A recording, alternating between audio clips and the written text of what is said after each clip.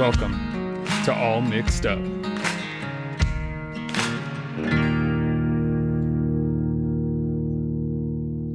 Chad Reynolds says I'm fancy, you guys. I don't know about that. You are fancy. You had the 3-2-1, man. I thought that was fancy. I think Chris would not describe me as fancy. If he's listening to this, he's going, no, not at all. No. This guy's one step above like a hyena roving across the desert. Chad, how you been, buddy? Been good. I'm hacking up all this hay. Dude, me too. The big boy tractor died on me, so me and the team had to go push, these 5x5 round bales into the horse stall, and of course they unroll like toilet paper. Not a lot of people know that, so I'm wearing almost all of it, and I have a lot of it in my throat. But the horses have hay, so I just imagined you out there like threshing hay with a scythe, like a babushka out there, just like. No, it's life. No, it's actually more humorous than this. This is like a big 5 foot tall roll of horse hay that and it's not netted, it's banded, with these like real grass strings or whatever, and those popped on me as we start rolling it. So it's literally unrolling, like you put a piece of toilet paper on there and knocked it. So it's like unspooling every few feet we get in there. Yeah, it's. I have a really negative life history with hay. I can't. I'm super allergic to it. So when I was a little kid, look, I was super small and weak when I was a little kid, and bucking hay like onto the trailers was like my enemy, because like I'm super small and weak. So everyone's like, "Come on, we're gonna go load hay," and I'm like, "Oh man, this sucks." Right. And then I'd be sneezing, and it was just terrible. So I'm glad that didn't happen to me. Yeah. Done though. Horses have hay. They're good for a while. We're good to go. It's done. It's off the list. But yeah, so that's that, man. I've been hunting my tail off this season, but only in short bursts. I need to be hunting more consistently. I've been so busy with life this season that my dogs have not been out as much as I wish, and it makes me sad. One of my good friends that I hunt with, Justin, he and I used to hunt every weekend, sometimes more together. And because of life, I've only been able to hunt with him like 4 times this season, and it makes me want to cry. Is that right? But you say you're not binging. So what, like 3 or 4 days back to back, and then nothing for like 2 weeks or 3 weeks or something, and then. That's the beauty of Salukis, man. Yeah. I can take them out like 2 days in a row. So like I was able to get them out sometimes 3 days a week, and then have to put them away for like 10 days, 14 days. Yeah. But they can handle it, and they've been running good. So yeah. Possum's done. My side out, and then I fly with the bird. He's chewed up, man. He's just running through bits and pieces. Like he got hurt, or he's just exhausted? He's just tired, man. He's just tired. And running through, I don't run him around like bad cactus. I don't have like cholla near me, but I have a lot of prickly pear, and then that'll get in there, and I always pluck them and clean out as much as I can. But then every now and then I'll get a little abscess, and I'll get that handled, and just tired because we generally hunt every other day with him, and then just keeping up behind the all of it combined, like he's done. He's ready for a break, but the bird's done too now. So I'm just going to put her up today. So, Chad, with those 2 out, you got nothing to do. You don't have any other dogs or nothing else. You don't do anything else. No, then I get to focus 100% on the lion hounds. Yeah.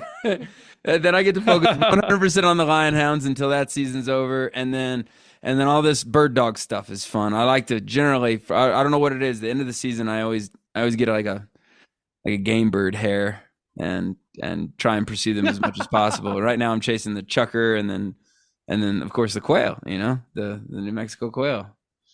New Mexico. It's an awesome place. I love it. I love it. I always love y'all's food. Well, gosh, you guys have the best food by far. Okay, what's your favorite food? Oh, gosh, anything down there. Okay, it's all right. So now I will say you guys got the best food, but it's all just different variances of the same thing. You got nachos; they're bite-sized hard shell stuff with 100% lettuce, tomato.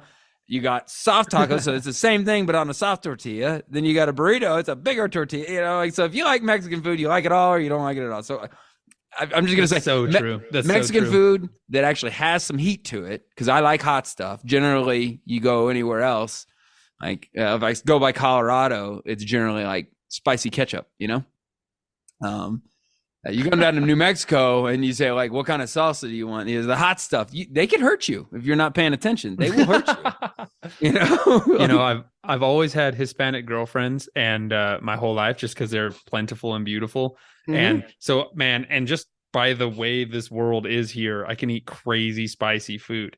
And when I go other places, I'm like, hey, like, because I'll be honest though, just because I can eat crazy spicy doesn't mean I enjoy it. I like food that doesn't hurt. I like it with just a little, just enough spice where you got a little kick going on, but you're not freaking crying. Mm-hmm. And I go to other places, and like in Kentucky, when I go to Kentucky to see family there, and they're like, oh yeah, this is really spicy. And I'm like, this is black pepper, yo.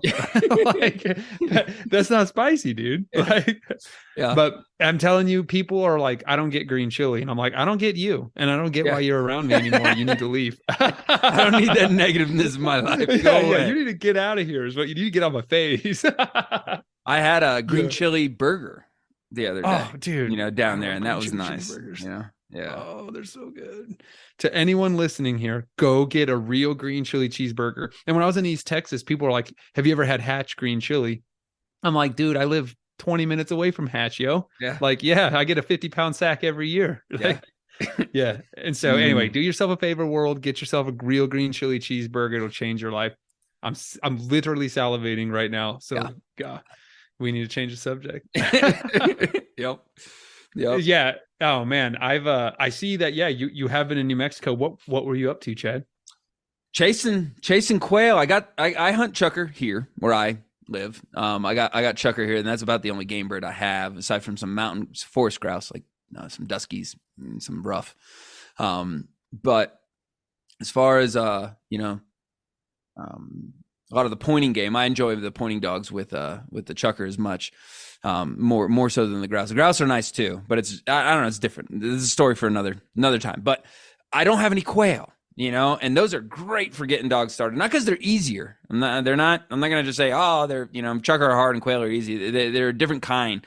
But for the types of dogs I have, they're busy, and they'll pop up in these big coveys, and a dog that's like, I kind of like feathers. They get time to like run around and chase after them, and generally when you get into them, you can find a few of them, so I got a buddy down there, Tyler Sladen, that is, a quail maestro, and, and he helped me out. He's got a few good spots that he can put some of my younger dogs in, and get them started on quail, and put the chukar behind them for a little while.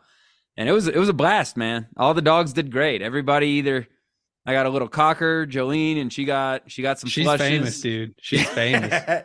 she's a ball of energy, man. Everybody loves her.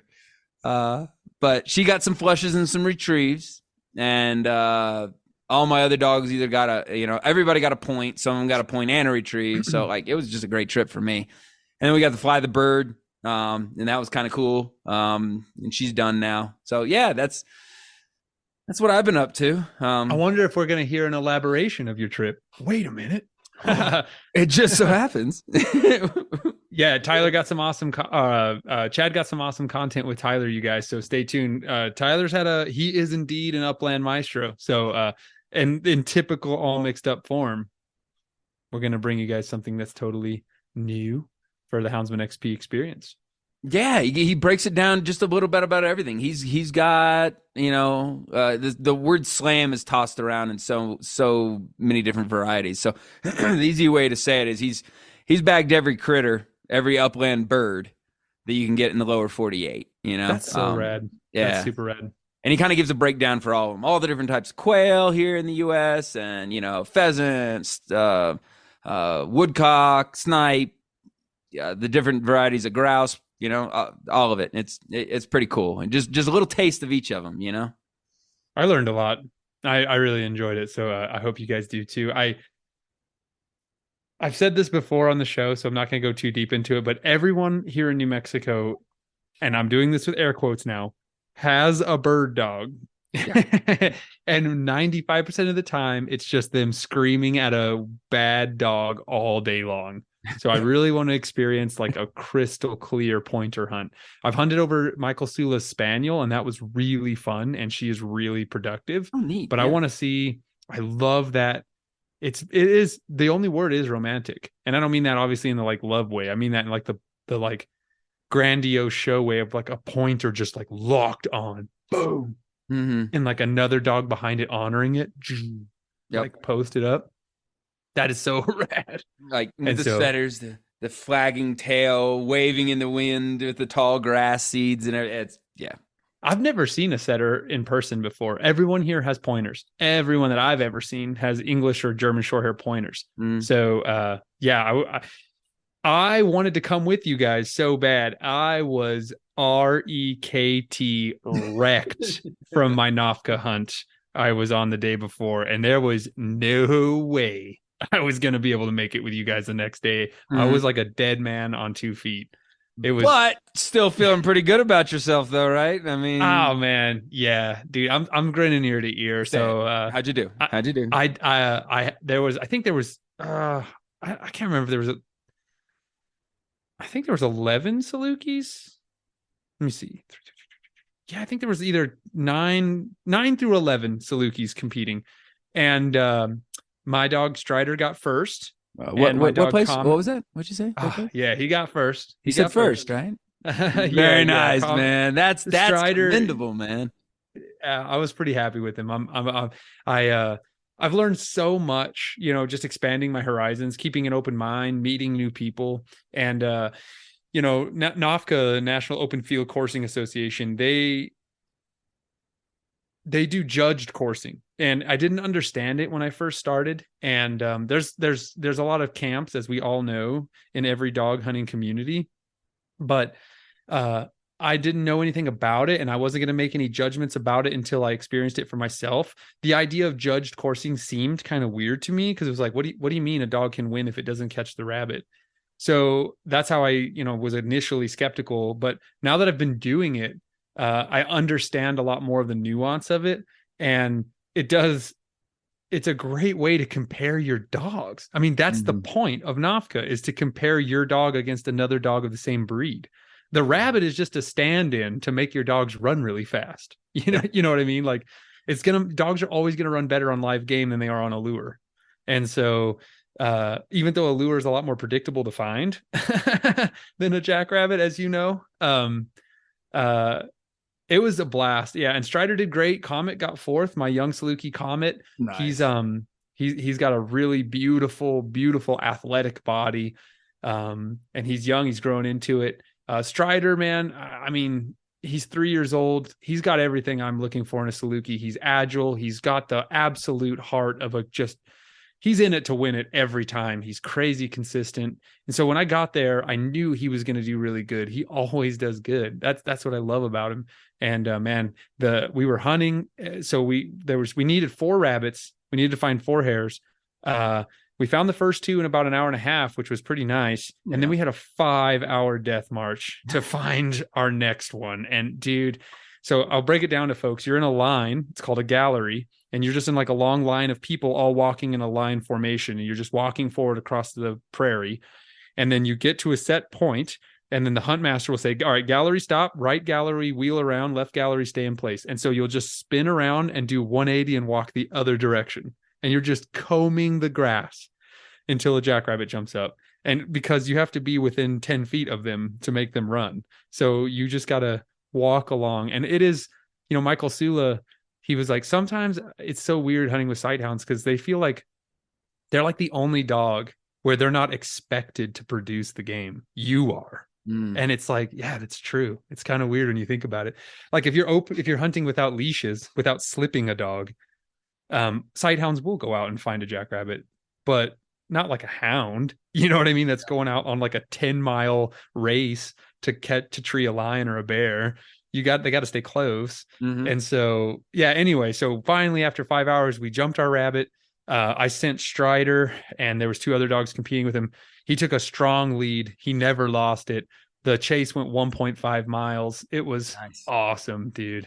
We could see 90% of it. We were on foot, and we could actually see about 99% of it. And it was beautiful. He's wearing a pink little racing jacket. So you could just see this little pink blur way out there in the distance, just screaming out there. And I had a great time. Yeah. I didn't want to seem like that guy, but I knew he won that race. I knew it. I mean, he was just being a little beast. So, it was exciting. I had a great time. I love the community. Those people there, the Saluki community in New Mexico, they're really kind people. They're very dedicated to keeping our lifestyle going, which I really appreciate. And they really just love watching a good rabbit race and trying to have the best Salukis around, which I can really get behind that. Yeah. So it's fun when you find a community of folks that you get along with, and yeah, I had a great time. Anyway, long story short, I had a great time, and I definitely will be coming back next season more. I want to go. Thanks, Paul. I want to go. Thank you, Karen. Yeah, come with me, dude. Yeah, that's the idea. But yeah, come with us. We'll do it. We'll do it next year. Fun. We'll do it next year. Bring your track shoes. You discovered how hard jacks are to find, huh? Oh yeah. At least right now. It's no surprise. You're obviously a familiar hare hunter, but you were in it. I know exactly where you were when you went hunting here in New Mexico, and I was like, "You're gonna have a long day." We did, and I didn't have the horse, so I had to walk it, which is tragic, you know. Tragic. Yeah, I feel tragic anytime I have to walk and hunt too. I know how you feel. Yeah. But it's a great time. I had a great time too. So what do you think? Wanna listen to it? I think we'll roll right into it, man.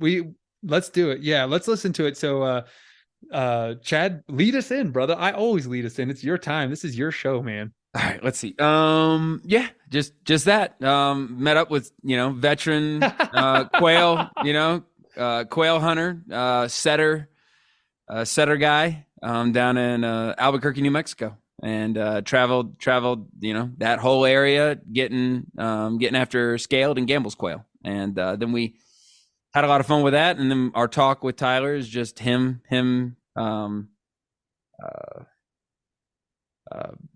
touching briefly on all the game birds in the lower 48 that he's bagged. All but one he did this year, but in previous years he's done all of them, But yeah, so that's what it is. Let's give it a shot. All right, guys, I'm down here with Tyler Sladen, and we're going to talk about some upland game. We're down in New Mexico. How you doing, man? I'm pretty good. How about yourself? I'm doing fine. A little worn out. Just a little bit from all the walking we've been doing. I was down here getting my dogs started. I kind of do a lot of fur with my draughts more than anything, and a little bit of chucker hunting and some waterfowl. But I don't really have any quail around me, So I called up my buddy, brought my dogs down here in the Falcon, and we're gonna have a little bit of fun and get my dogs kind of started on quail. Maybe get after some scaled quail or some gambles, and we got both.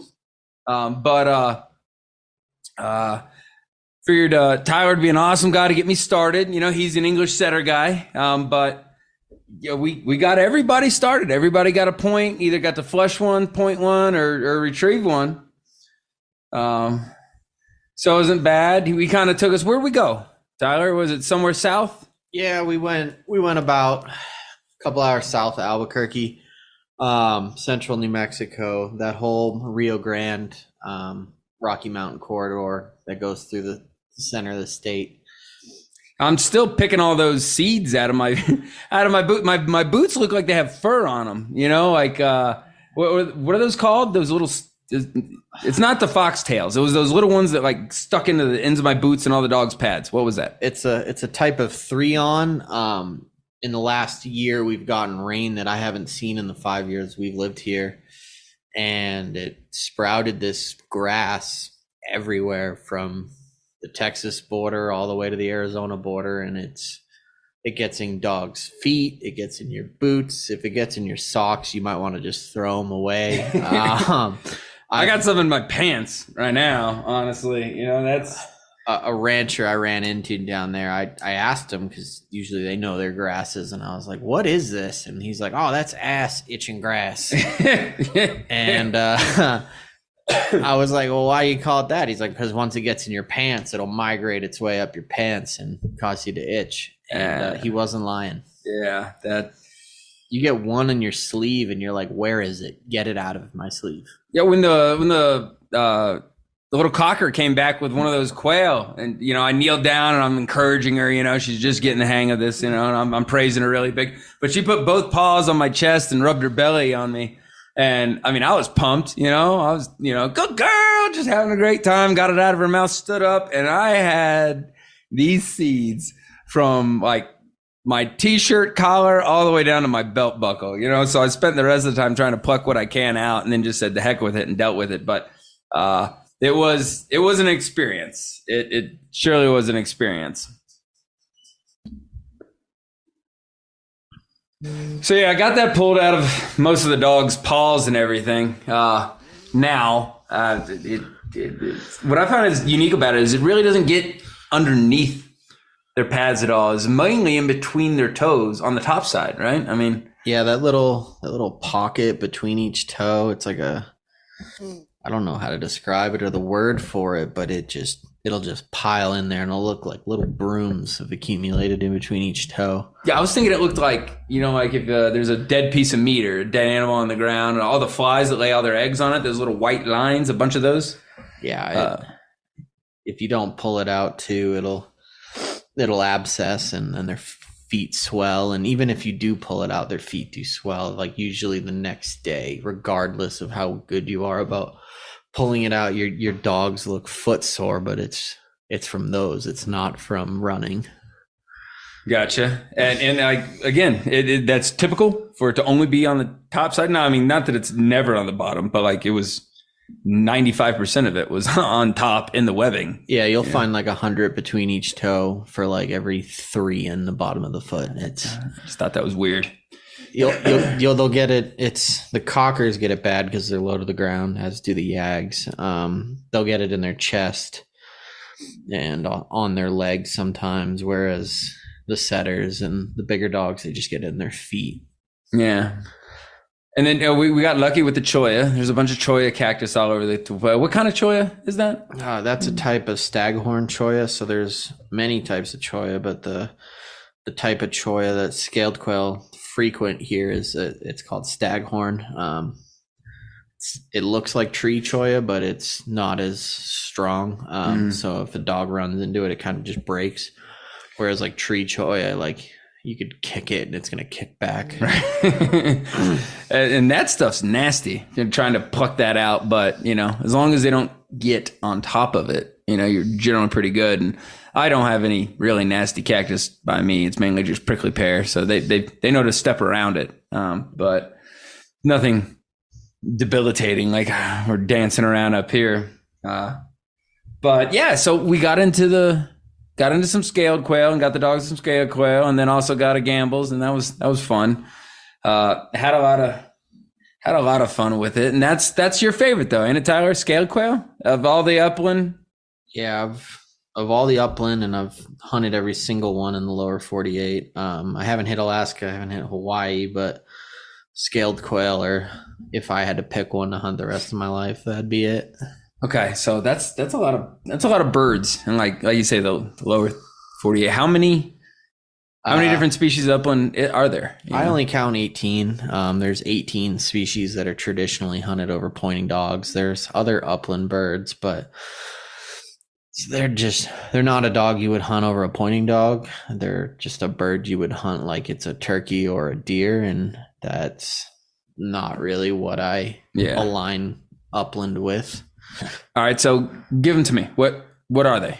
So you got 3 species of forest grouse. You got your spruce grouse, your blue grouse, and your rough grouse. Your blue grouse break down into duskies and sooties. All right. Then you've got your prairie grouse, which are sage grouse, prairie chicken, and sharptail.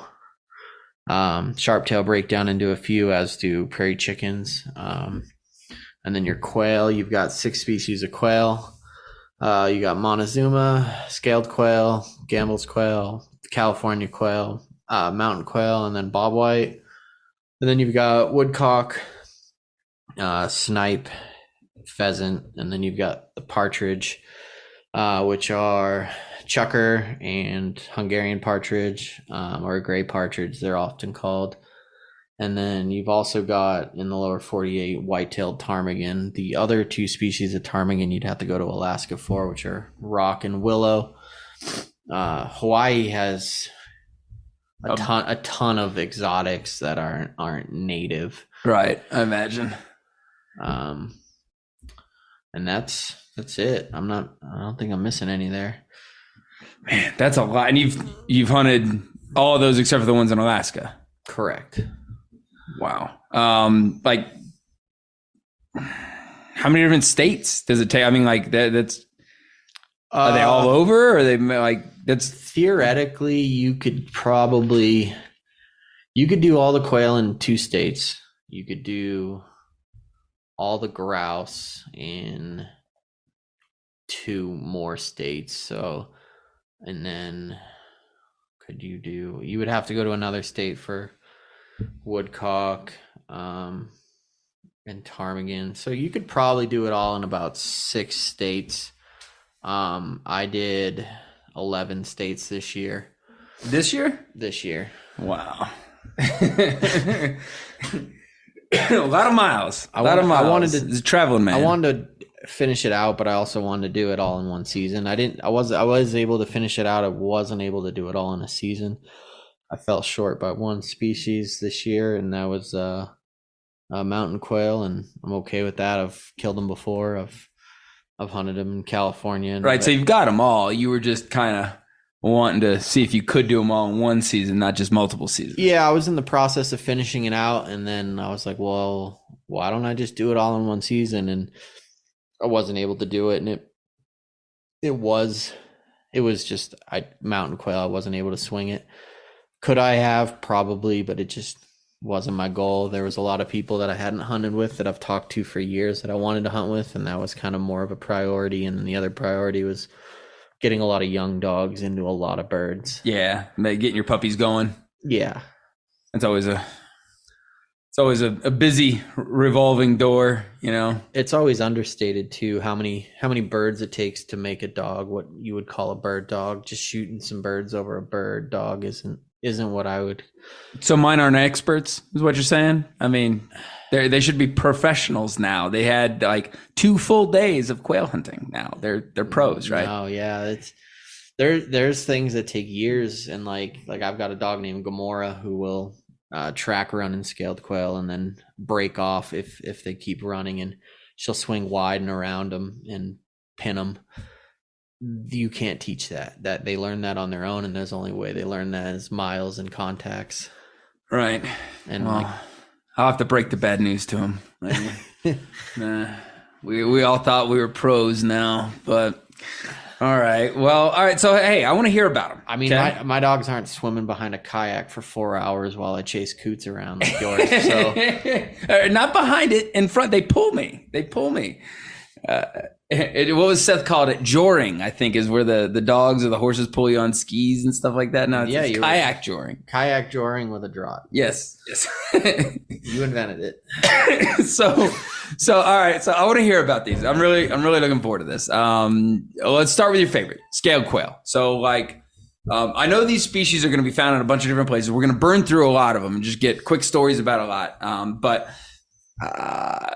I don't need to know everywhere they are, but like, let's say we're going to cross scaled quail off the list.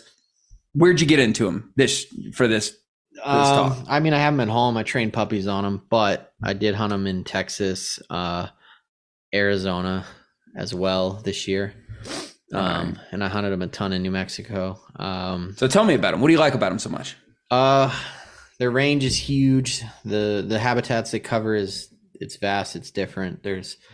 You can hunt them in cliffy, rocky hills. You can hunt them in mesquite flats with grasses. You can hunt them in creosote flats. Sometimes you'll run into them where they overlap with Gambels and Montezumas. You can You can hunt them where they overlap with bobwhites out east. You can hunt them all the way up to Colorado.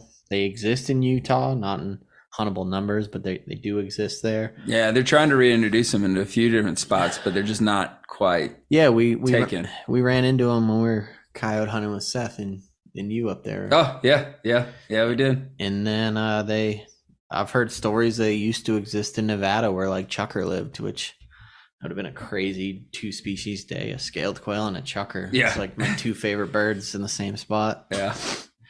All right, so walk me through a hunt. Give me a hunt with scaled quail. With scalies, I look for shin-high grasses with a thick escape cover, whether it be shinnery oak, mesquite, desert thorn, hackberry, something that can protect them from avian predators and bobcats and the alike. And ruin my day if I stick my hand where it doesn't belong. Stuff that hurts, stuff that you don't want to walk through. and usually those covers are within a softball throws range away from each other. So they want good grass between that. If they don't have that, they like good rocky hills, or they like a good rocky wash with a lot of times it'll go from rolling grasslands out here, and then you get to the washes and there'll be junipers and different kinds of trees, alligator junipers, and then there'll be deserts. I think they call it sand sage, skunk bush. They also like soapweed. Soapweed is a type of yucca. It's the little basketball yuccas. What, do they eat it, or they just like to hang out in it? They like to hang out in it. I mean, if you kick it, it's going through whatever you're wearing. It's like I said, it's just another good escape cover. It's pretty. Gotcha. All right, so give me a hunt. Give me a hunt with one. Most scaled quail live in big coveys, 30, 50 birds. I'd say would be about normal in a normal year.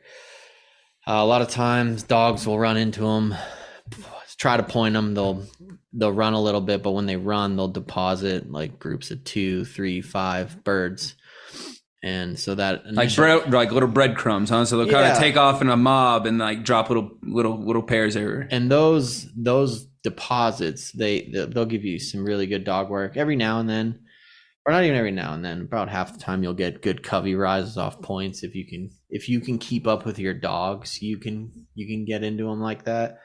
Now, if you're hunting slower, those are the times where you tend to hunt and kick up those breadcrumbs. Those are the birds that get left behind. And then once the covey erupts and breaks, the singles hold incredibly well for dogs.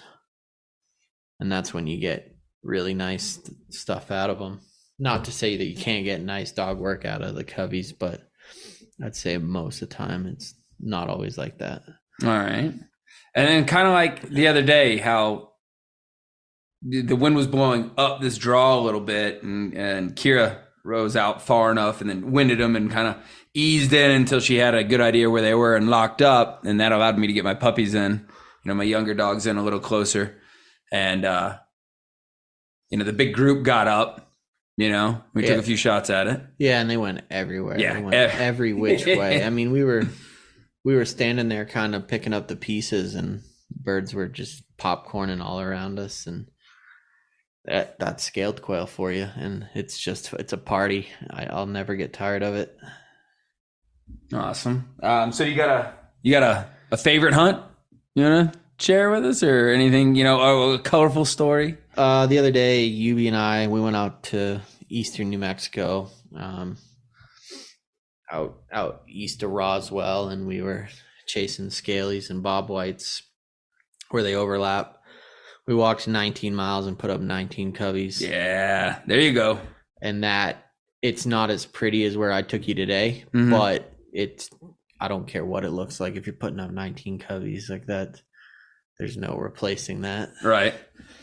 And this is without like a quail buggy in Texas. This is without feeders. This is barren desert with just what would normally be there, just walking them up. Mm-hmm. How many dogs did you guys go through? We ran 2 groups of 4. So we hunted first group till about lunchtime, swapped them out, and ran another 4. So 8 dogs. Nice. Now, how many did y'all end up getting? We shot one shy of a 2-man limit, so 29 But 19 miles on your foot, right? Not the dogs. on mine. Yeah. So, for example, Kira, who ran half the day, ran 38 miles. 38 miles. That's, yeah, that'll do it. That'll do it. To put that in perspective, there was a puppy that was kind of showing it had a little bit more go than I thought, so I kept her on the ground all day. Her name's Nova. She did 33 miles in a full day. Okay. So Nice. that's Kira was getting it. Right. And that's sandspur hell. Like that, they probably would have covered more if they didn't have to stop to pick sandspurs out of their feet every 2 And months. then try and flick them out of their tongue. You know? Yeah, it's a 2-step procedure.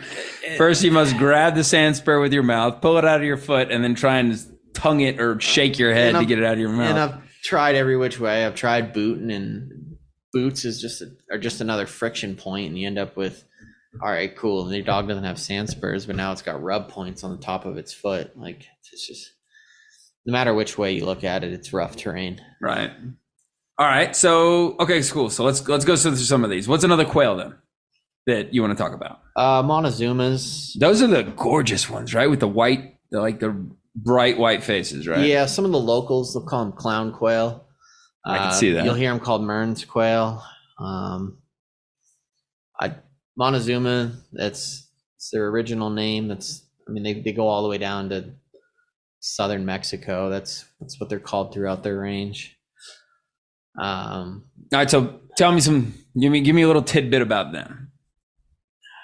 They're pretty unique. So they don't really handle snow well. They're the one quail that when you're looking for them, you have a little bit more than footprints to look for. You can look for diggings, and these diggings are where they're digging for tubers, and that's what they eat. I've found acorns in their crops and stuff in the oaks that they live in, but okay. A lot of the New Mexican range that they have, there is no oaks, so that they eat other things. So they're mostly eating tubers. This year, I wanted to hunt them on every mountain range they live on in New Mexico, and I came one mountain range shy of hunting them on all of them.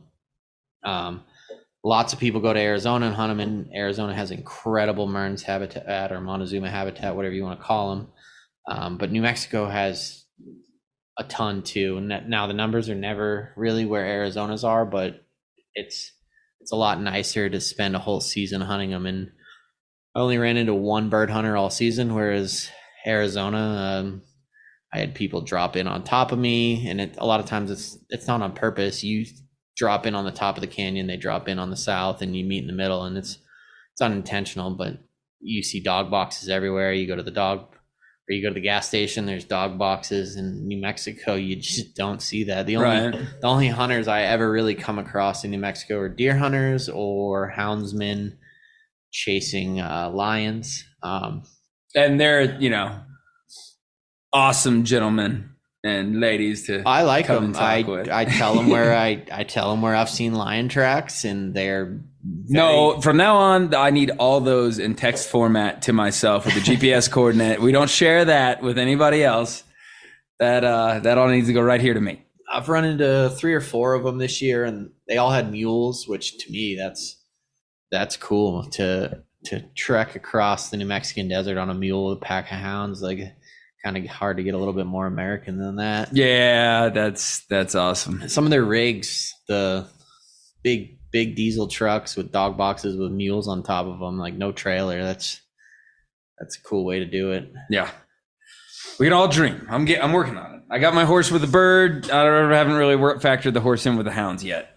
You need a mule, man. Yeah, I don't know. There's a lot of fences. This is kind of getting in my way, but they do it. I need to talk to a few more guys, see how they make it happen. I know they do that mule jumper thing where they, like, some folks will throw like a blanket over the barbed wire and get off and get over it, and they'll like flat foot over it. But well, down here, a whole mountain range will have 3 roads going into it sometimes. Yeah. And there's no snow to cut a track on. Oh, well, there'll be no roads going down in the canyon. I feel you. I go on foot. I just don't know how I don't know if I can make the best of it. But let's I don't want to talk about me. I want to talk about these birds. So give me a hunt with your Montezumas then, man. I walk us through that. Try and because they're not found in the flat stuff we were at today. It's overgrown a little bit more. So I mean that's got to be interesting. They love hills. The more I find them here, the less I realize I know about them. Mm-hmm. I mean I can find them pretty consistently when I go to Arizona. This year was a good year for them. Most of the ones we shot were birds of the year, which means they had a good hatch, and that's great to see. However, everywhere I found them this year just did not look like where I found them before, and it just adds to the areas you need to check for them. A lot of times sometimes it's knee-high grass here. They'll be on the it's really hard to nail down, and I'm still working at it. We did find a lot this year though, so there's that.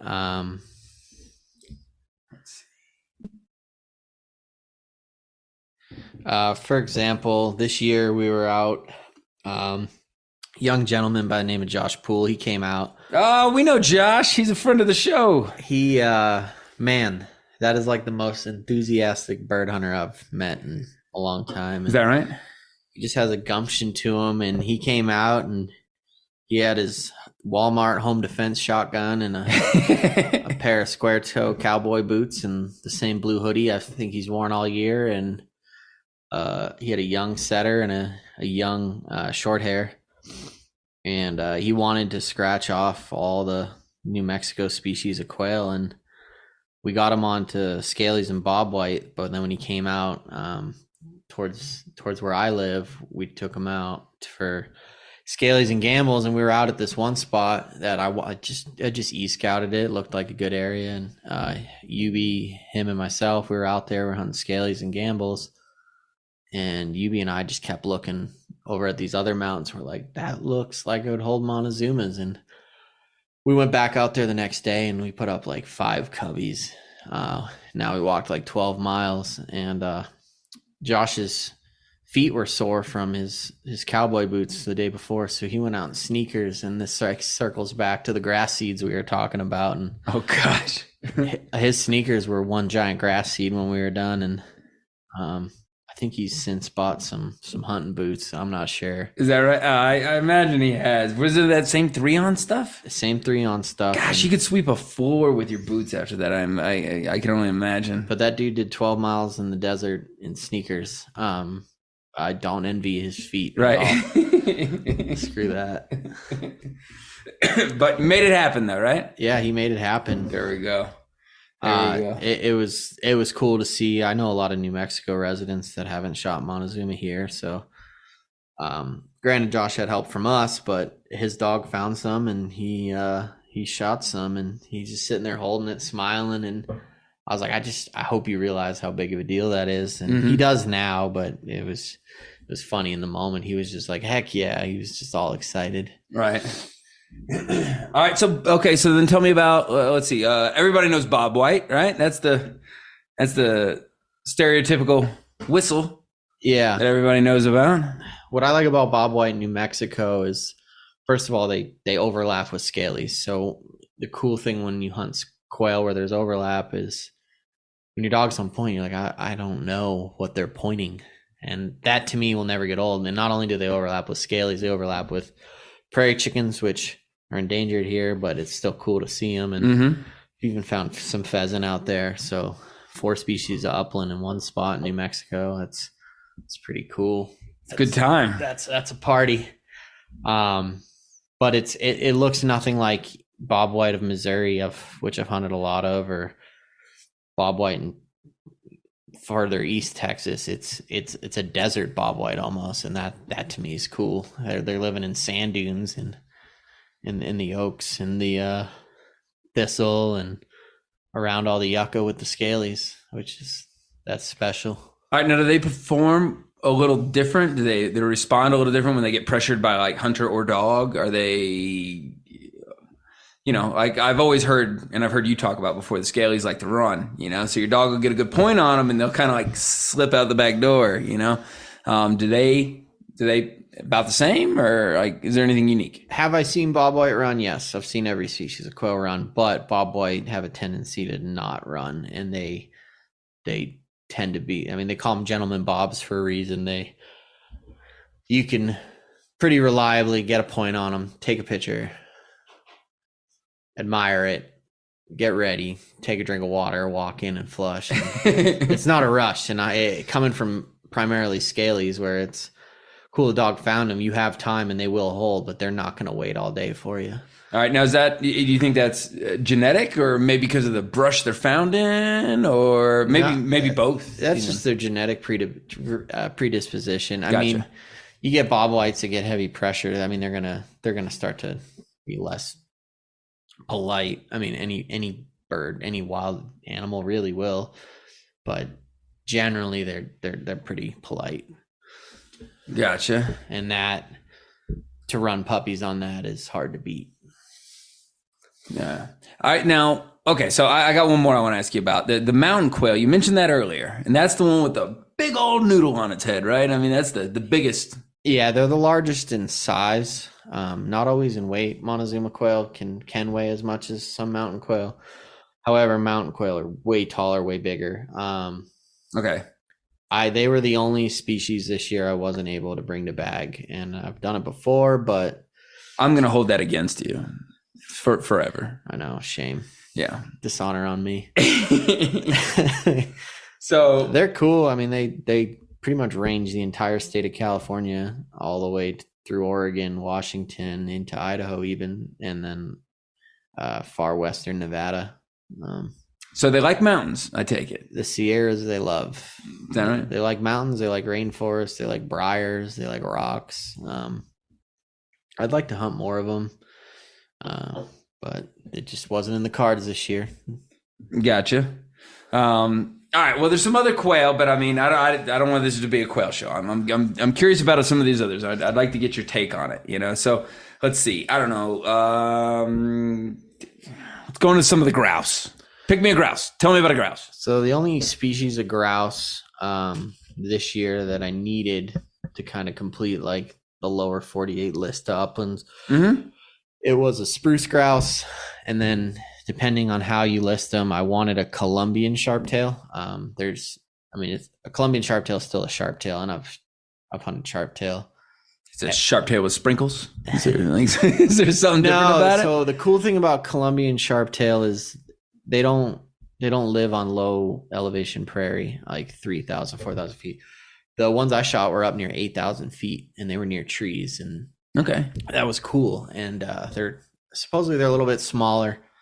And they were in very thick cover, and so I was able to do those this year. And then I was able, with the help of my friend Bailey, check off spruce grouse.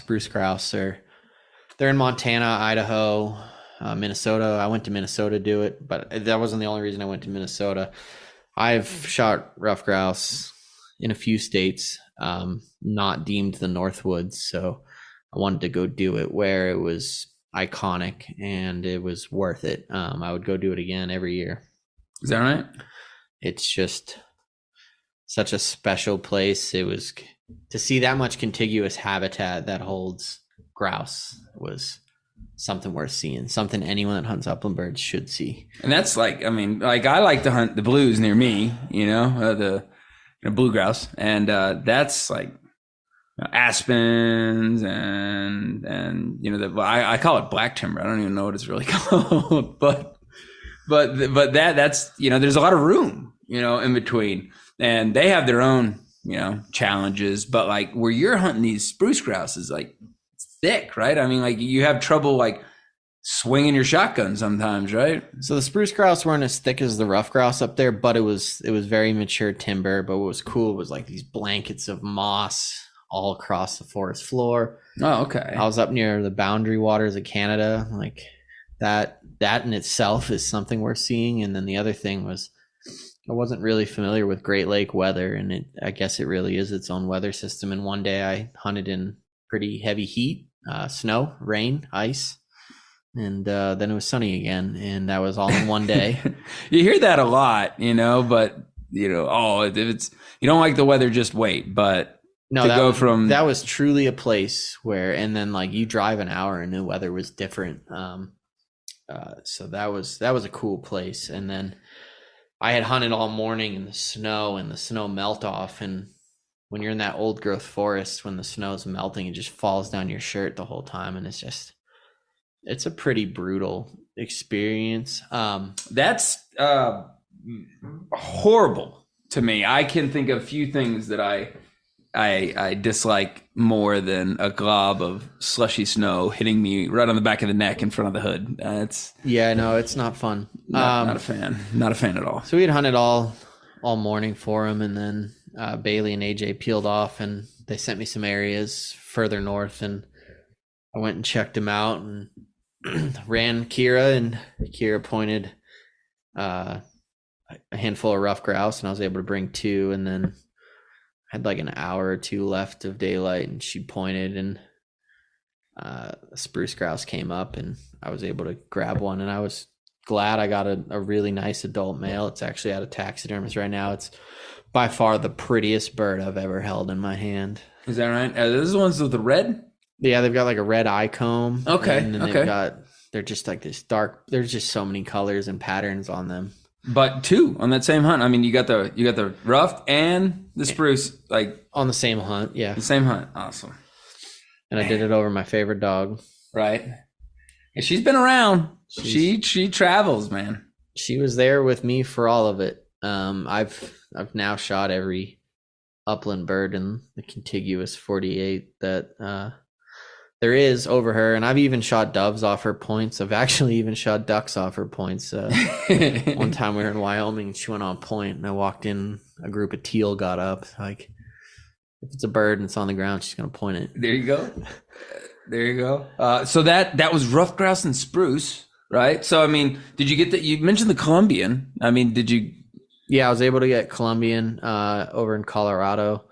There's some spots where Colombian overlap with sage grouse and blue grouse. Okay, don't tell me you got both of them on the same hunt too. I did not. Okay, all right. Same day, yes. Same hunts. Oh gosh. All right. So break that down. Like, walk me, because I've never hunted sage grouse. I've seen one driving by, but I've never been on a sage grouse hunt. So I wasn't in Colorado for when sage grouse was open, so I shot up to Montana for a day hunt to shoot some sage grouse. Mm-hmm.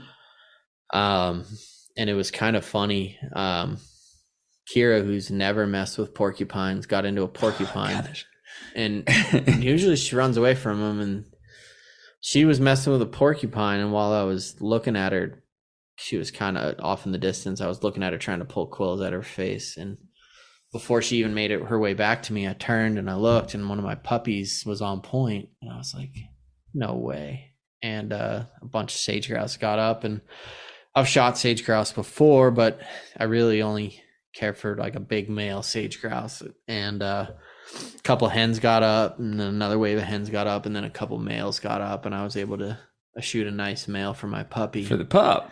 And it was kind of funny, like my best dog's messing with a porcupine while I'm shooting bomber sage grouse for my puppy. Which puppy was it? His name's Groot. You might know him as Grootius Maximus. Chugga Groot. All right. Where'd Groot come from? Groot came from Skedaddle Setters over in Northern California.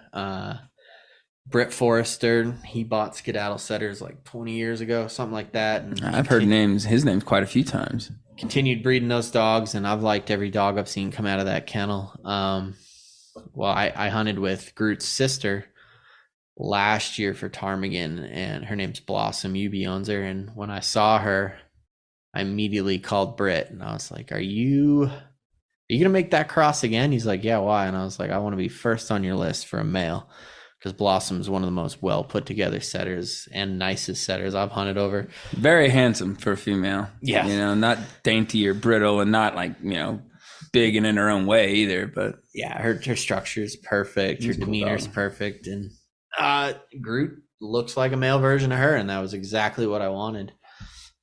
So that's where Groot came from. All right. So grouse. What do we talk about? We got our ruffed, we got our spruce, we did sage and Colombian. So as far as what's left, there's regular prairie sharptail. Mm-hmm. We were able to get into some in Nebraska, and then prairie chickens, which I also went to Nebraska for. Gary Shaw and I, we walked 20 miles one day looking for them, and we found some, and then we were actually able to get our limit in like the last hour. Like we went all day without shooting a bird, walked 20 miles, and then Did you see any? We saw a couple, and then that last like hour and a half, we were just seeing them everywhere.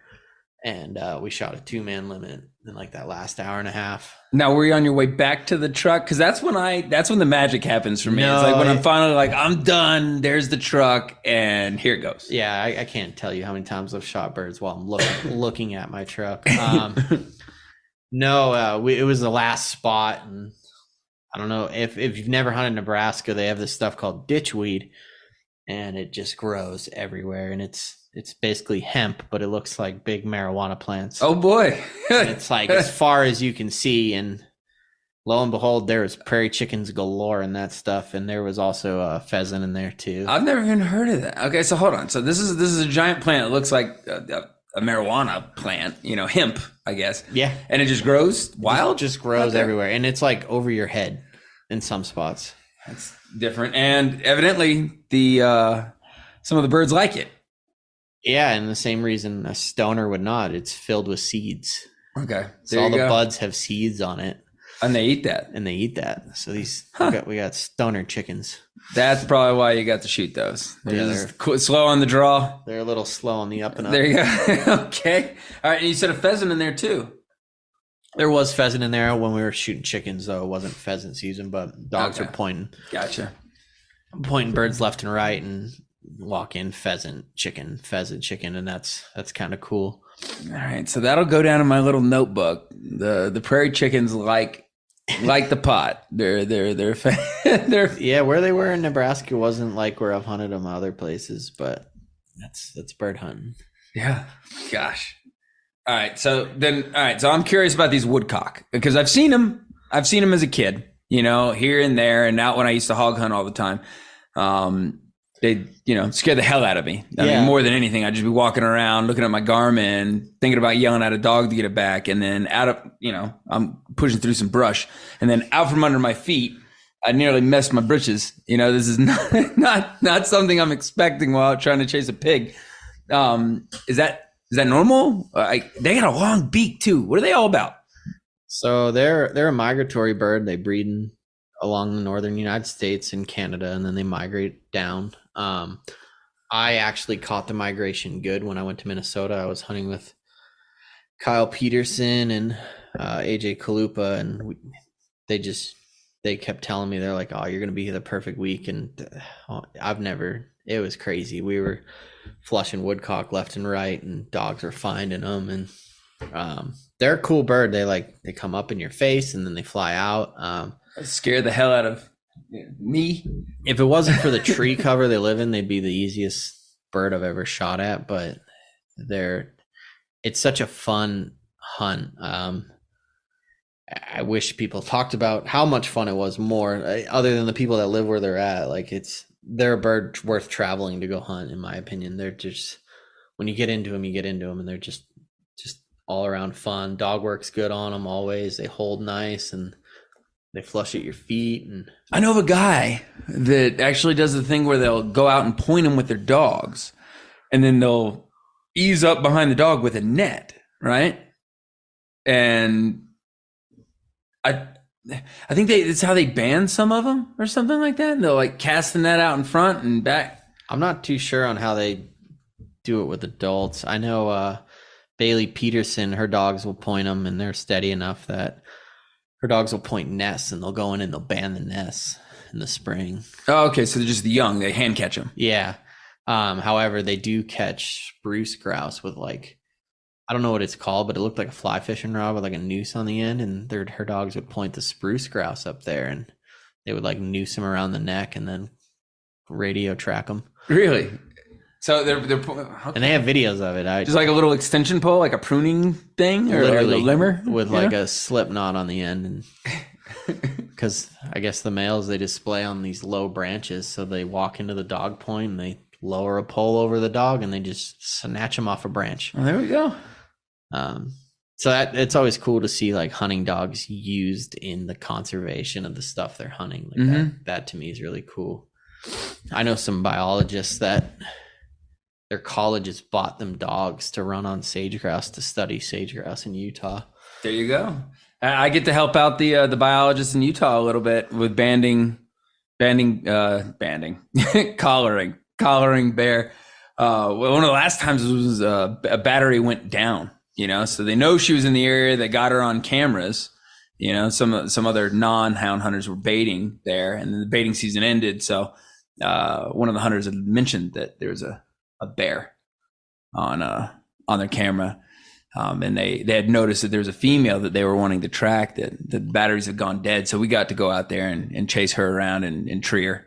And then they tranked her and then, put new batteries in the collar.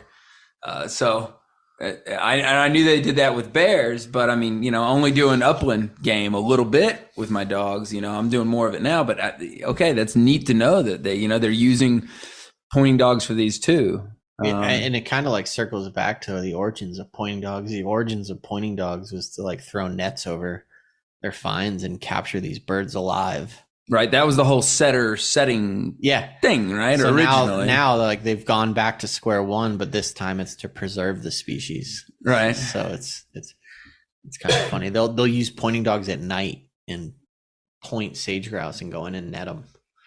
That sounds like a party. I want to do that. I want to do that too. If there was a sign-up sheet, I'd be the first one on it. Yeah, that sounds like a good time. All right, so woodcock, right? Okay, so let's see. What else is there? Let's talk about partridge, right? Okay, chucker. That's the one I got a little bit of experience with, What do you have to say about them? If I couldn't hunt scalies, I'd hunt chucker. Is that right? If I ever move, I'll move somewhere where I can hunt chucker every day. That's got to be bad for your health. They drive me nuts. That's what's fun about them. Yeah. And being able to walk, just like scalies, you can walk. There is places you can hunt scalies where you can walk ridge lines and watch your dogs work anywhere from 100 to 1,000 yards out if you want to. And being able to watch dogs cover that amount of country that's why I do what I do.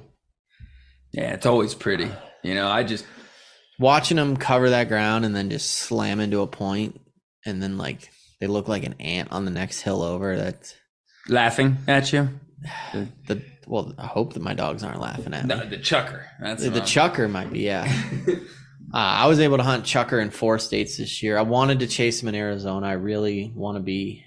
I want to be able to find them in Arizona. They exist. They've been. There was someone that hunted them successfully this year, so they still exist. So I was able to chase them in Nevada, California, Utah, and Idaho. There you go. So that's like the hot seat for them, though, isn't it? Are they even found anywhere else? Oregon, Washington, Wyoming, and they're all over Oregon too. I've heard of that. Yeah. Montana has some, and then Colorado has some too. They tried to introduce them to New Mexico. They didn't take. But all right, now Huns. That's the other type of partridge.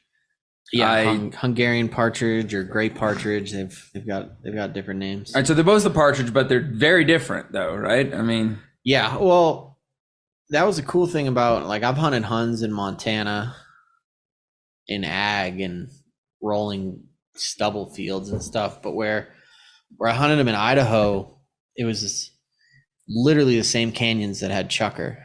So like it was like a cool overlap. And so you had Huns and chucker. Yeah. And wow.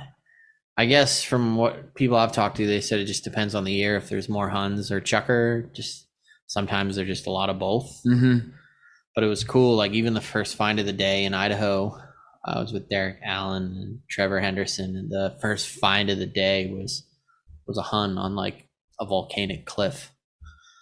And like that's just so like anti what most people talk about. That's where the chucker go. Yeah, it's not what people talk about when they say Huns. Like you think just ag. Hun. All right. And then Derek and I, that day we were just, some days you shoot better than others, and the chucker were behaving really well that day. And I think Derek and I both shot 3 doubles in a row on chucker. Hey. And that's hard to top. I had a dream I did that once. It's very nice.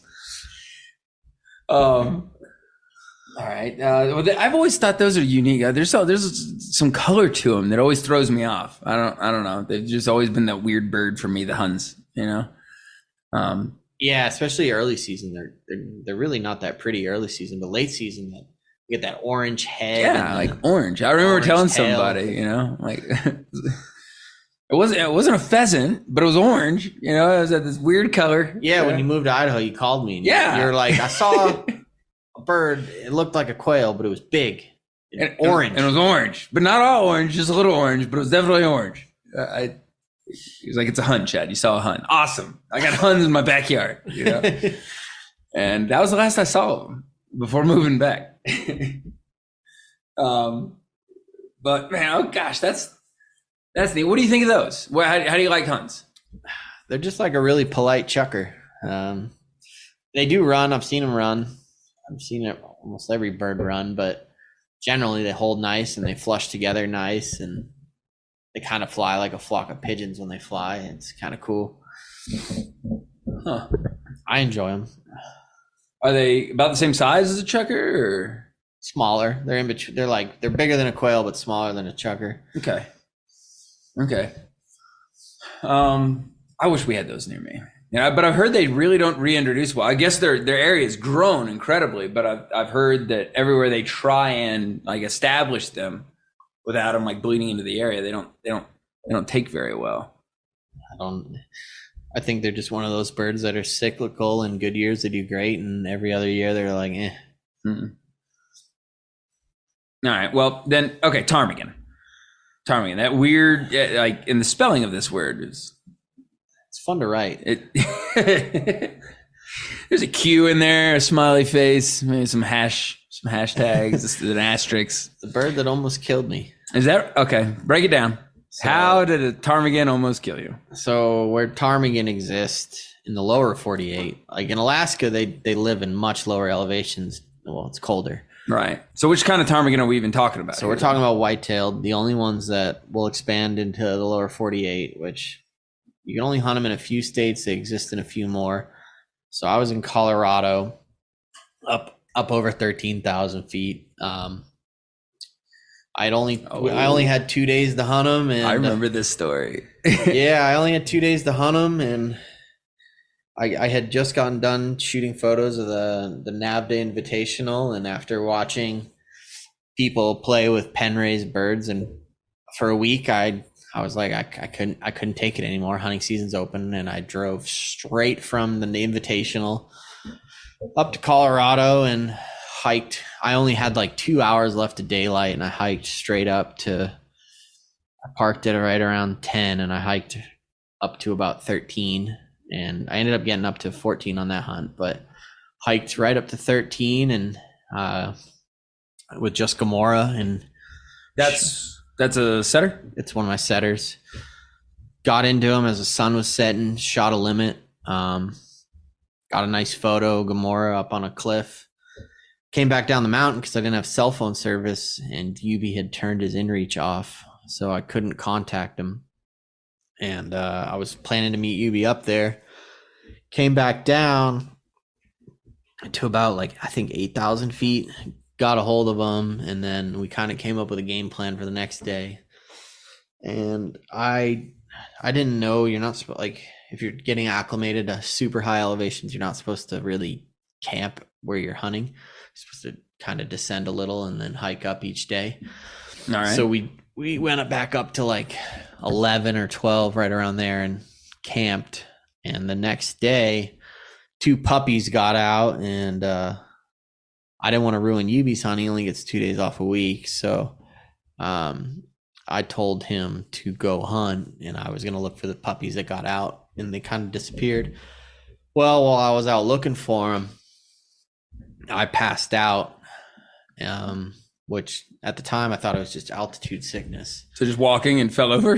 I just walking and fell over and woke up to my Cocker Spaniel licking my face, and I like couldn't see straight. I was dizzy. I had like the most splitting headache I've ever had in my life.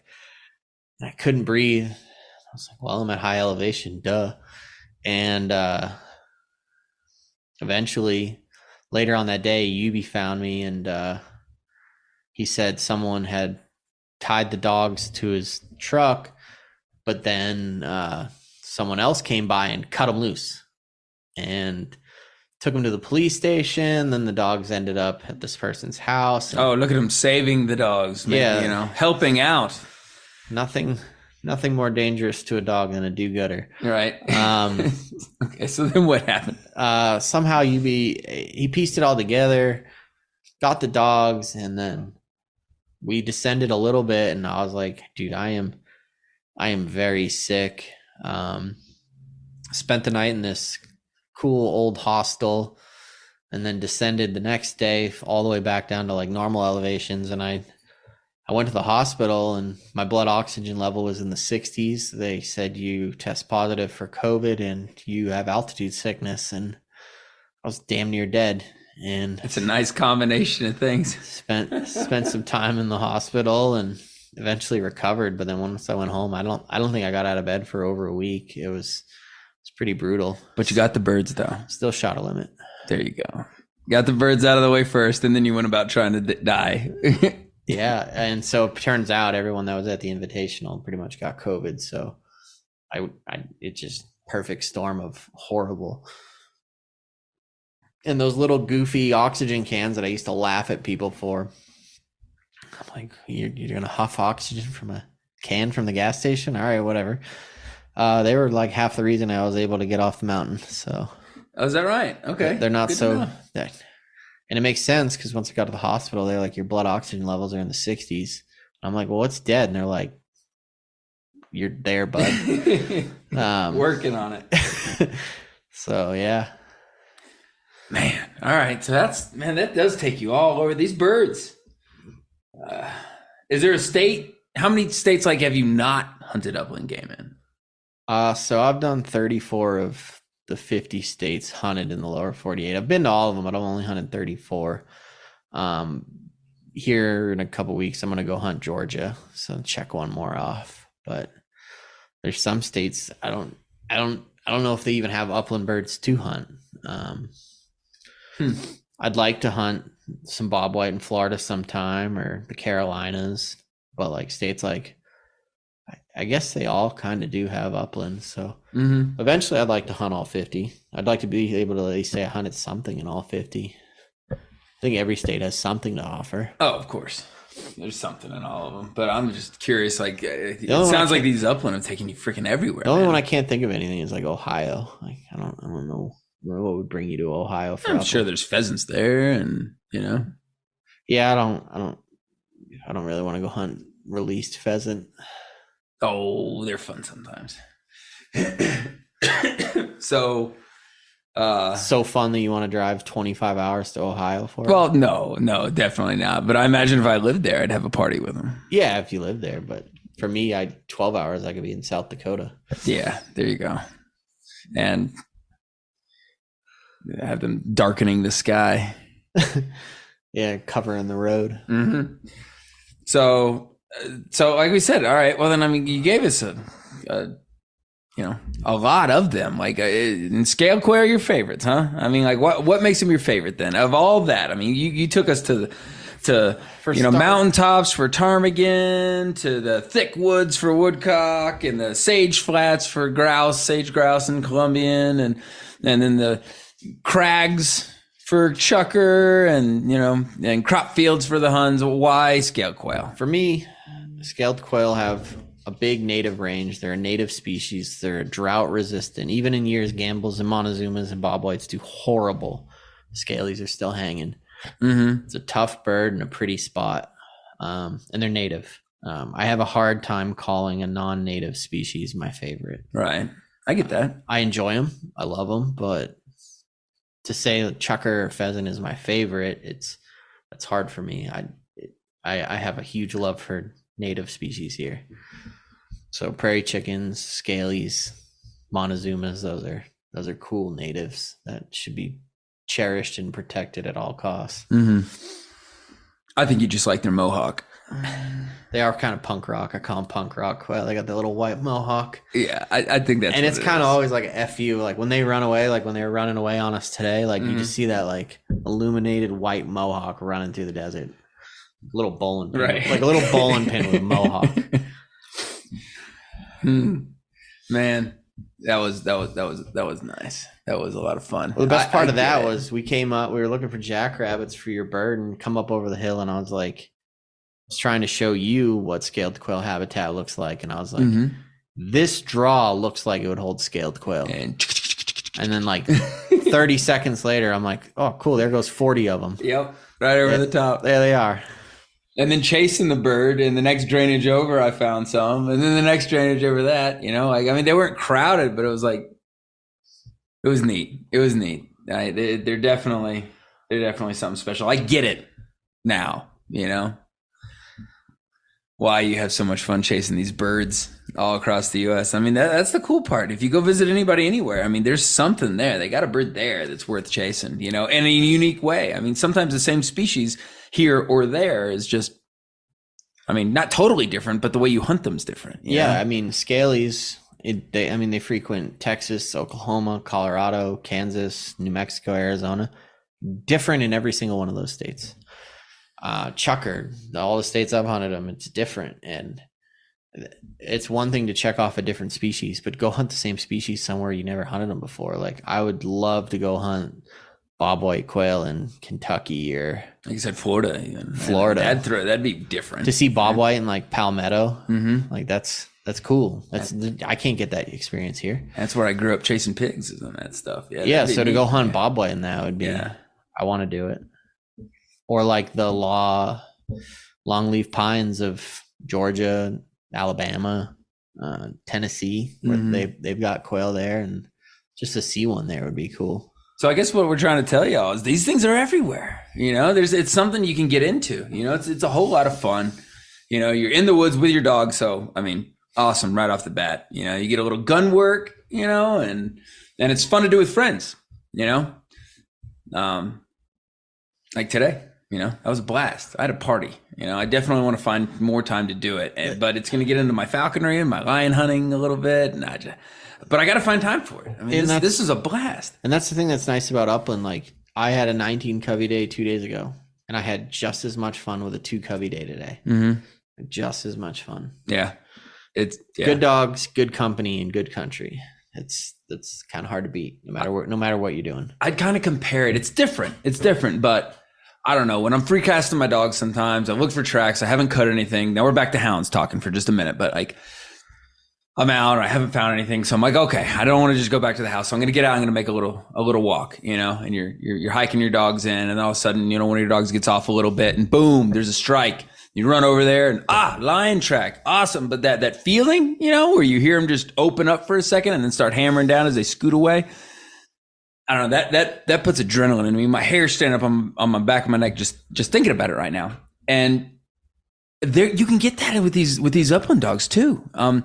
Something about, we were talking yesterday and you were like, oh, this is kind of an area that might hold them, and then we look up on the hill and then there's Kira standing super still with that big old setter tail just flapping in the breeze, and you're like, oh, is she moving? No, she's not moving. She's not moving. She's holding still. They're there. Let's go. Yeah, there's adrenaline in that too. That was cool. That's the one thing I do miss. Coming from beagles, dachshunds, and mostly terriers to bird dogs is the voice of a dog. Like I don't understand it when people don't like a dog that voices, but it's why I run my yags with my setters on there you go. On birds. Fellow yag man.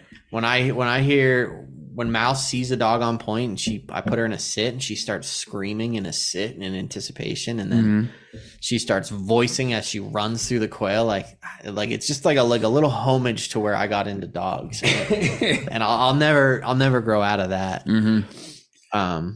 Yeah, and even if Mouse finds her own quail, if she runs up her own quail, she'll voice on it like it's a rabbit or a bear or a cat. I'm working on it with Aja. She actually started doing it the other day for the This first is another time. Yag Terrier? Yeah, Aja? another Yag Terrier. I watched. We had flushed a covey of gambles, and I watched for one put in. I brought Aja over, and she got in the bush, started screaming as it flushed out, and I shot it, and she screamed the whole way over to it, and brought it back to me, happy as a clam. I dig that too. I'm being a Yag Terrier guy myself. I definitely. It's the most god awful noise on earth, and it's amazing. It's and I love it. It's like a belt slipping combined with a fax machine and a toddler beating pots and pans together, I think is my best way of describing it.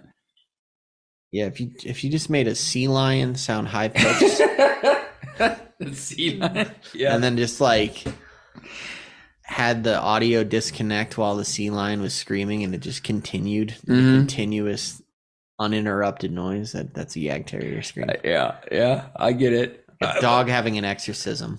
There you go. But what I was trying to capture a little while ago, though, is like, because I've got that with my hounds, and it's definitely there with the terriers, but it's almost like the absence of that with the pointing dogs, where like, your Garmin may ding if they're way off, or if you're watching your dog move across, that hill way the heck out there, and it's just this like white, like sashaying dog just moving efficiently across the sage, and all of a sudden it stops moving. You're just like, is that what I think that is? Yeah, the silence is loud in that. Deafening to me. It is. And then the tail comes up and holds still, right? And so it's the absence of that screaming of the dog, so it almost takes your breath away.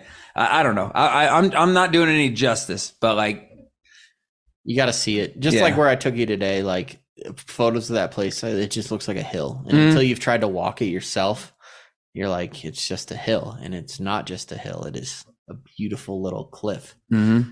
And it's covered in rocks, and you're bracing your ankles the whole way up and down. Yep. With a gnarled, like, looks like a 1,000,000-year-old juniper or something, like just clinging on to life, hanging off of an edge or something. Yeah, there's only a couple of them up there, and they're dead, and it's cool. There's a few live ones up there, and there's arrowheads up there. There's Native American pottery up there. It's a cool country. So, okay. So I was just trying to relate that to some of our other audience, the way, like it you can feel it, that adrenaline when you see that point, it's there. Yeah. It's different from the hound screaming. When you see a bird dog moving 12 to 18 miles an hour, just slam on the brakes and turn into a granite statue. You're like, and then sometimes you'll watch their lips quiver and their jaw chatter, and you'll see them like kind of bite the air, and you're just like, that dog is just drinking scent. It's loud, even though it's quiet. It's loud. Yeah, I get it, and that's a pretty good picture you just painted. I was struggling. Like I was like, I got the same feeling. It's the same feeling but different. But it was like I said, the silence of them going on point, and then the realization that that's a point. The dog didn't just stop for a second to take a sniff of something. They're like, no, they're still not moving. They got one. And it's, I don't know. I had a blast. It's new to me. I do it, but like not with quail, and it's just different. And so on that note, if we got anybody here that's wanting to get started, like what's some quick tips? We can talk about this some other time, but like just in case somebody's been waiting for a reason to get into this, what would you recommend for somebody wanting to get into upland? Don't get into it on your own. Find someone doing it. Go watch it. See if it is for you. And if it is for you, and depending on how much time you have, or if you know what kind of dog person you are, start a dog at the end of hunting season that a guide had all season, and start from there. I see a lot of people that are new to hunting get a dog, and they're trying to learn how to hunt together, and it's going to take them a few years, and it usually does, but at least get a dog that knows what it's doing, and then go figure it out together. I get that. So you're trying to learn how to shoot, learn this dog, learn how to train this dog, learn how to handle this dog, and then learn a bird and habitat. You're trying to learn a lot of things at once. So go get a dog that has the foundation it needs at least, or get a buddy And if you don't have a buddy, get on a plane and I'll take you out. Right. If you get here, I'll take care of you. That's what I tell everybody. All right. So yeah, then what are you on Instagram? Quail Hawk? Quail Hawk. Gotcha. Quail _ Hawk. There you go, folks. That's a pretty big invite, This isn't for like seasoned hunters. It's for people that want to get into bird dogs. I'll help you if you've been at it a while. I'll help you with habitat, but I'm not a hotel. That's pretty generous, man. So the takeaways from that, if you're getting into it, you get a friend, somebody that's been doing it before. Meet your internet friends. There you go. I've not really often regretted it. I mean, most of my internet friends have grown to be my best friends. Right. I couldn't imagine the old days where you only knew the people around you in the same town you lived in. The world must have been so small. And then like you said, the other thing would be, if you can't do that, maybe start with a veteran dog. Maybe buy a finished dog or close to a dog that at least knows what bird it is that no you're matter after. What you pay for a finished dog, you're getting the better end of that deal. Gotcha. The amount of miles and hours it takes to make a dog a finished dog, they never get that back in money. Yeah, I could agree with that. It's about like a hound, like a totally finished truck to tree, start your own track starter, rig dog. There's no dollar amount. I see finished bird dogs go for a couple grand all the time. And it's like, there's a couple thousand hours in that dog. Mm-hmm. And a lot of boots. Yeah, a few pairs of boots, tanks of gas, pigeons, launchers, blank guns, shotgun shells, years off people's bodies. Yeah, seeds. All these seeds I still have in my shirt. Man, well, we covered a lot of stuff. That was a lot. I definitely want to have you back. Maybe we can start breaking down some of these birds a little bit more, but that's definitely a hell of a bite. And I appreciate you taking time to share, your pursuit of these birds across the United States, and maybe gave us a little taste of each. Is there anything else you want to leave us with? I know it's important that you kind of got some people that'd be interested, pointed in the right direction. No, I don't. I can't really. I mean, without unleashing another hour of conversation, there's not really much you can dive into. We'll do that. We'll do that again. Well, thank you. Thanks. We all enjoyed that. So until next time, guys, let's work them hard and treat them like heroes. How many times do you hound doggers catch yourself thinking about an awesome hunt you had, or retelling this great story with family and friends around the dinner table, and all you have to remember that moment is some terrible cell phone picture, or worse, no picture at all? Well, Houndsman XP is partnered with Rough Cut Company to help solve your problem and make beautiful pieces of art to remember for all time your experiences in the field. Rough Cut Company is an American-owned and American-made business in Wisconsin that specializes in custom, unique photo engravings on hardwood that are framed to any picture you want. They also do customizable antler dog chews and even beautiful, unique antler rings from their own red deer in Wisconsin. Rough Cut Company can do pretty much anything you ask. Their customer service is second to none. Give them a look at roughcutcompany.com, and when you check out, make sure you check out with HXP 10% off to get a discount on your final purchase. Check them out, you guys, and support people that support houndsmen and help keep us in the field and remembering those times forever. So yeah. What'd you think? I didn't know anything about like 80% of those birds. So strictly from what I was most excited to hear about is, just the dedication to travel that much. Like, I don't know how he has the time. That's the first thing I was thinking. You got to eat, sleep, breathe it, dude. Mm-hmm. And he's getting a tent put on his truck. Like, I think He's he did going to become an overlander.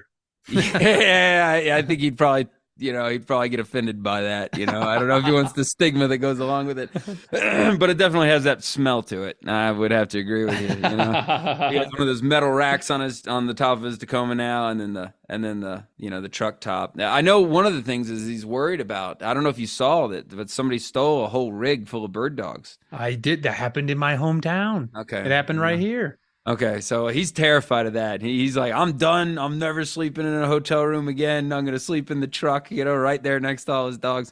And that's one of the main reasons, is he just I always camp when I rarely travel with my dogs. I'll be the first one to admit that. But I either sleep in the back of the truck with them because I'm stupid, or I sleep in a tent right next to my pickup because that stuff. Look. Between he and I and you, we need to stop talking so good about New Mexico because we're going to get overrun. The things we love about it is that is nobody here. Well, there you go. Tell them they might steal your dogs. Yeah, there you go. There you go. You gotta keep an eye on your dog if people take it from you.